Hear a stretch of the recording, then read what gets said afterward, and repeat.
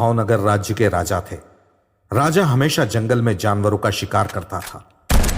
एक दिन राजा भान सिंह शिकार के लिए जंगल में गए और रात को जंगल में एक छोटी सी झपकी लेने के बाद उन्होंने पाया कि उनके सभी 15 सैनिक मर चुके थे। आसपास खून से लथपथ शव और खौफनाक सन्नाटा। तभी राजा एक सुगंध से आकर्षित हुआ। उसका पीछा करके उसने देखा कि वह एक झोपड़ी से आ रही थी। उसने देखा कि एक महिला नकाब में खड़ी है। उसने बताया कि जो कोई उस नकाब को उतारने की कोशिश कर रहा था उसकी मौत हो गई। आखिर कौन थी वह लड़की और क्या राज छुपा था उसके नकाब के पीछे? जानने के लिए सुनिए थ्रिलर कहानी तिलस्मी नकाब, जिसके लेखक हैं प्रीतम कुमार मेहता। तो आइए आज सुनते हैं इस कहानी का भाग नंबर 1। भानगढ़ के राजा भान सिंह एक बार शिकार करने के लिए अपने सैनिकों के साथ बिहड़ जंगल को गए थे। भान सिंह अपने घोड़े के साथ करीब 15 सैनिकों की टोली उनके पीछे पीछे चल रही थी। करीब 3 घंटे तक उस बिहड़ जंगल में अब तक राजा भान सिंह को एक भी शिकार नहीं मिला था। 10 बजे से लेकर अब तक 1 बज चुके थे, लेकिन एक भी शिकार नहीं मिला था। राजा भान सिंह ने अपने सैनिकों को आदेश दिया कि वो कुछ देर यहाँ आराम करना चाहते हैं। राजा भान सिंह का आदेश सुनते ही सैनिकों ने एक छायेदार पेड़ के नीचे अगले 10 मिनट के अंदर ही राजा भान सिंह के आराम करने के लिए एक तंबू तैयार कर दिया। तंबू के अंदर राजा भान सिंह के खाने के लिए कुछ फल और जल की व्यवस्था सैनिकों ने पहले से ही करके रखी हुई थी। राजा भान सिंह ने कुछ फल खाने के बाद पानी पिया और कुछ देर के लिए उस तंबू में सो गए।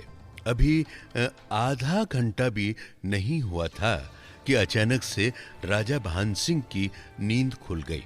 एक अजीब तरह की खुशबू उसे मदहोश कर रही थी। राजा भान सिंह अपने आप पे काबू नहीं कर पा रहा था। वो उस खुशबू की तरफ खींचता ही चला जा रहा था। राजा भान सिंह अपने तंबू से निकलकर बाहर आ गया। तंबू के बाहर जैसे ही राजा भान सिंह आया, बाहर का नजारा देखकर राजा भान सिंह को कुछ भी समझ में नहीं आ रहा था।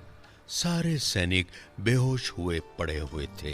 राजा ने तुरंत ही अपनी कमर से लटक रही मयान से अपनी तलवार निकाल ली। राजा भान सिंह ने अपने चारों तरफ अपनी एक हाथ आगे करके और दूसरे हाथ में तलवार लिए अपनी नजरों को चौकन्ना किए हुए देखने लगा। कहीं भी कोई नजर नहीं आ रहा था। सिर्फ एक खुशबू जो कि उस राजा को मदहोश कर रही थी। राजा भान सिंह अपने सैनिकों को वहीं छोड़कर तुरंत ही अपने घोड़े पर बैठ गया। जिस दिशा से वो खुशबू आ रही थी उसी दिशा में राजा भान सिंह अपने घोड़े पर सवार होकर आगे बढ़ गया। जैसे जैसे राजा भान सिंह का घोड़ा उस दिशा में आगे बढ़ रहा था, उस खुशबू की तीव्रता और भी ज्यादा होती जा रही थी। करीब 1.5 कोस की दूरी तय करने के बाद राजा भान सिंह का घोड़ा एक जगह जाकर रुक गया। सामने एक कुटिया दिख रही थी और वो खुशबू उसी कुटिया के अंदर से आ रही थी। राजा भान सिंह ने अपना घोड़ा उस कुटिया के बाहर एक पेड़ से बांध दिया। राजा भान सिंह की बेसब्री बढ़ती ही जा रही थी। उसने अपने कदम धीरे धीरे उस कुटिया की ओर बढ़ाए। उस कुटिया के अंदर जाने के लिए दरवाजा तो बना हुआ था, लेकिन कोई भी लकड़ी का दरवाजा नहीं था। राजा भान सिंह उस कुटिया के दरवाजे के पास जाकर खड़ा हो गया। उस कुटिया के अंदर एक औरत अपने खुले बालों को लहराए अपने बालों में कंघी कर रही थी। उस औरत के बदन पर मात्र एक साड़ी ही थी जिससे उसका बदन ढका हुआ था। एक गजब की सुंदरता उस औरत में दिख रही थी। हालांकि राजा भान सिंह अब तक उस औरत के बाल और बाहों की सुंदरता को ही देख कर ही उस औरत के चेहरे की सुंदरता का आंकलन कर चुका था। राजा भान सिंह ने कहा, कौन हो तुम और इस बिहड़ जंगल में अकेले क्या कर रही हो? राजा भान सिंह की बात सुनकर भी वो औरत अपने खुले बालों में कंघी ही कर रही थी। उनकी बातों का उस पर कोई भी असर नहीं हो रहा था। राजा भान सिंह ने मयान से पुनः अपनी तलवार निकालकर धीरे धीरे उस औरत की ओर बढ़ने लगा। राजा भान सिंह की धड़कनें बढ़ चुकी थी। उसे कुछ भी समझ में नहीं आ रहा था कि आखिर वो औरत क्यों उनके सवालों का कोई भी जवाब नहीं दे रही थी। राजा भान सिंह ने जैसे ही अपने 2-4 कदम उस औरत की ओर बढ़ाया ही था कि वो औरत पीछे की तरफ मुड़ी। उस औरत ने अपने चेहरे पे एक नकाब लगाई हुई थी। नकाब देखते ही राजा भान सिंह ने उस औरत से कहा, अपने चेहरे से ये नकाब ऊपर उठाओ।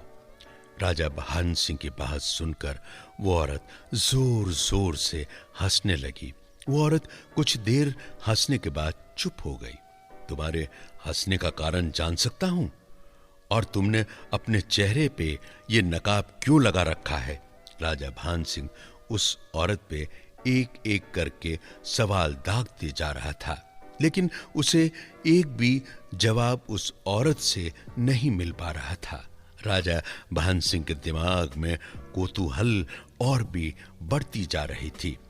अचानक से वो औरत बोल उठी, जो भी इस नकाब के पीछे का चेहरा देखता है वो जिंदा नहीं रह पाता। आपके सारे सैनिकों ने भी मेरी बात को मजाक में ही लिया था और उन सभी ने जबरदस्ती मेरे नकाब को मेरे चेहरे से उतार कर मेरे चेहरे को देखने की कोशिश की थी। अब तक राजा भान सिंह को यही लग रहा था कि उनके सारे सैनिक बेहोश पड़े हुए हैं, लेकिन कहानी तो कुछ और ही थी। अब तक उस औरत के नकाब के पीछे की कहानी। राजा भान सिंह जान पाया था उस औरत के पीछे और उनके नकाब के पीछे गहरा रहस्य अब भी दफन था। राजा भान सिंह ने उस औरत से कहा, तुम चलो मेरे साथ मेरे महल भानगढ़ में। तुम उसी महल में रहना और मैं वहां अपने सलाहकार से मिलकर तुम्हारे इस नकाब के पीछे वाली रहस्य का कोई ना कोई समाधान निकालकर तुम्हें इससे बाहर जरूर लाऊंगा। राजा भान सिंह की बात सुनकर वो औरत उस राजा की बात मान गई। राजा भान सिंह उस कुटिया से निकलकर अपने घोड़े के पास आ गया। वो औरत भी उनके पीछे पीछे चल रही थी। राजा भान सिंह ने अपने घोड़े को पेड़ से खोलकर उसके ऊपर सवार हो गया और उस औरत को अपने पीछे उस घोड़े पर बिठाकर अपने महल भानगढ़ की तरफ चल पड़ा। भान सिंह के ऊपर उस नकाबी औरत का जादू सर चढ़कर बोल रहा था। भान सिंह उस औरत की खूबसूरती का अंदाजा लगा चुका था। भान सिंह उसे पाना चाह रहा था, लेकिन उस औरत के नकाब के पीछे की खूबसूरती देखने के साथ और जब तक भान सिंह उस औरत के नकाब के पीछे का रहस्य पता नहीं कर लेता, अब तक उनका मकसद पूरा नहीं होता। उस नकाबी औरत के शरीर से एक अलग ही खुशबू निकल रही थी जो राजा भान सिंह को मदहोश कर रही थी। राजा भान सिंह इस कदर उस औरत के आकर्षण में डूब गया था कि वो इस बात को भी जरूरी नहीं समझ पा रहा था कि आखिर उस औरत के पीछे की हकीकत क्या है। राजा भान सिंह का घोड़ा पूरी रफ्तार से अपने महल भानगढ़ की ओर दौड़ता जा रहा था। उस घोड़े पे भान सिंह और उनके पीछे वो नकाबी औरत अपने दिमाग में न जाने कौन सी मकसद और हसरत पूरी करने के ख्याल में भानगढ़ महल जा रही थी। भानगढ़ महल चारों तरफ ऊंचे ऊंचे पहाड़ों से घिरा हुआ था। उनके अंदर जाने का केवल एक ही रास्ता था। 13 दिन पहले राजा भान सिंह की शादी रानी कनक प्रिया से हुई थी, जो कि कनक नरेश की बेटी थी। राजा भान सिंह का सलाहकार और विश्वसनीय सेनापति संबल सिंह और राजपुरोहित रिपू सिंह के बदौलत भानगढ़ का अस्तित्व बचा हुआ था। काफी सालों से भानगढ़ के ऊपर काला जादू और अदृश्य शक्तियों के द्वारा राजा भान सिंह के ऊपर कई तरह के अदृश्य शक्तियों का प्रयोग राजा को मारने के लिए किया गया, लेकिन हर एक बार उन सभी की योजनाओं को विफल कर दिया गया। भानगढ़ के सेनापति और राजपुरोहित बखूबी अपनी भूमिका निभा रहे थे। रानी कनकप्रिया के कहने पे ही राजा भान सिंह शिकार पे निकला था। रानी कनकप्रिया ने राजा भान सिंह को एक कस्तूरी मृग का शिकार करके लाने को कहा था। राजा भान सिंह जब शिकार पे जा रहे थे तो उनके सेनापति भी उनके साथ शिकार पर चलने को तैयार हो गए थे, लेकिन राजा भान सिंह ने अपने सेनापति को शिकार पे जाने के लिए मना कर दिया था। उसे रानी कनकप्रिया की हिफाजत में उसे महल में ही रहने के लिए कहा। आज से 13 दिन पहले पूर्णिमा की रात राजा भान सिंह की शादी रानी कनकप्रिया से हुई थी। शादी के दूसरे ही दिन उस महल में कुछ ऐसी अप्रिय घटनाएं घटी थी जिनकी वजह से रानी कनकप्रिया इस अमावस की रात कुछ जादू टोट के करवाना चाह रही थी। रानी कनकप्रिया को उस भानगढ़ के राजपुरोहित ने कुछ उपाय बताए थे जिसे वो अगली अमावस को पूरा करना चाह रही थी। इसलिए रानी कनकप्रिया ने भानगढ़ के राजा भान सिंह को शिकार में कस्तूरी मृग लाने को कहा था। अगली रात अमावस की रात थी। रानी कनकप्रिया ने अंदर ही अंदर कल के अमावस रात को किए जाने वाले जादू टोटके की पूरी तैयारी कर चुकी थी। रानी कनकप्रिया के इस काम में भानगढ़ का राजपुरोहित भी उनका साथ दे रहा था। रानी कनकप्रिया काफी बेसब्री से राजा भान सिंह के आने का इंतजार कर रही थी, लेकिन इसके विपरीत राजा भान सिंह कस्तूरी मृग का शिकार के बगैर खाली हाथ अपने महल लौट रहा था और उसके साथ थी नकाब लगाए हुए वो रहस्यमय औरत भानगढ़ की। और राजा भान सिंह और वो औरत अपने घोड़े पर बैठे जा रहे थे।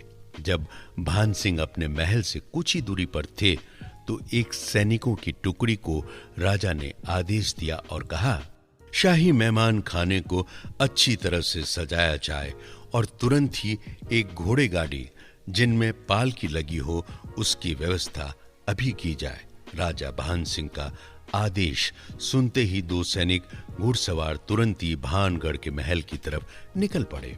बाकी सारे सैनिक राजा के पीछे चलने लगे। थोड़ी देर में एक पालकी सहित घोड़ा गाड़ी राजा भान सिंह के पास पहुंच चुकी थी। वो घोड़ा गाड़ी आते ही राजा भान सिंह ने उस नकाब लगाए हुए रहस्यमय औरत को उस पालकी में बैठा दिया और उसके कोचवान को शाही मेहमान खाने ले जाने को कहा।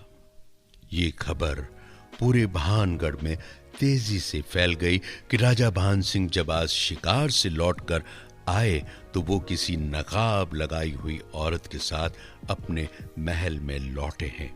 ये खबर जब वहां की रानी कनकप्रिया को पता चली तो उसने तुरंत ही अपने महल के राजपुरोहित को जल्द से जल्द मिलने का आदेश अपने दासी के साथ भिजवाया। उधर राजा भान सिंह भानगढ़ पहुंचकर अब तक उसी शाही मेहमान खाने में उसी औरत के साथ रुके हुए थे। उसने अपने सैनिकों को आदेश देकर कहा, जल्द से जल्द राजपुरोहित और सेनापति संबल सिंह को हमारे समक्ष पेश किया जाए। राजा भान सिंह की बात सुनते ही द्वारपाल सैनिक तुरंत ही वहां से निकलकर अपने कदम सेनापति और राजपुरोहित के पास जाने के लिए बढ़ा चुके थे।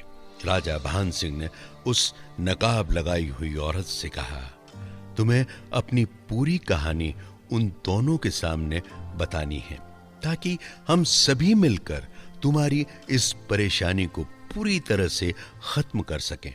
राजपुरोहित कनक प्रिया का आदेश मिलते ही वो रानी से मिलने के लिए निकल चुका था, लेकिन रास्ते में ही वो द्वारपाल सैनिक ने राजा भान सिंह के आदेश के बारे में उस राजपुरोहित को अवगत करवाया।